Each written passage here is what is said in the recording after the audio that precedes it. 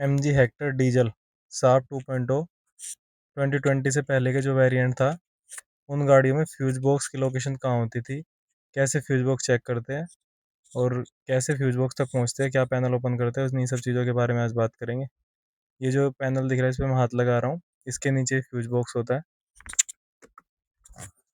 अभी इसको fuse box तक पहुंचने के लिए पहले इस पैनल को ओपन करते हैं। इसमें 6-7 बटन टाइप फास्टनर रहते हैं, इनको निकालेंगे। उसके बाद ये पैनल निकल के बाहर आ जाएगा। इसके नीचे फ्यूज बॉक्स होता है।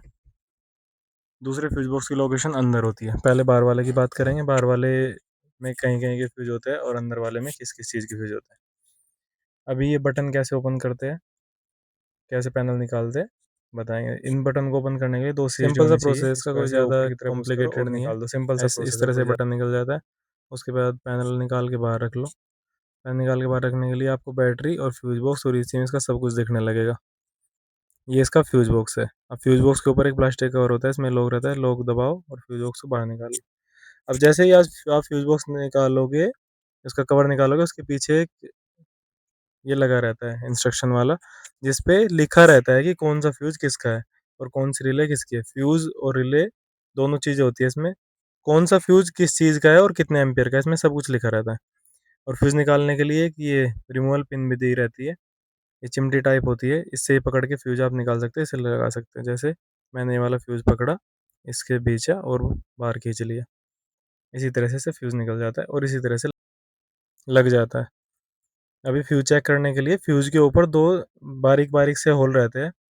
आपके पास ये फ्यूज टेस्टर होना चाहिए और इसमें आगे जो पिन रहती है, उन पिनों को फ्यूज के अंदर डाल के देख सकते हैं कि अगर उसमें सप्लाई आ रखी है तो आपका फ्यूज ठीक है और सप्लाई नहीं आती तो फ्यूज खराब है। इस तरह से आप सारे फ्यूज चेक कर सकते हो।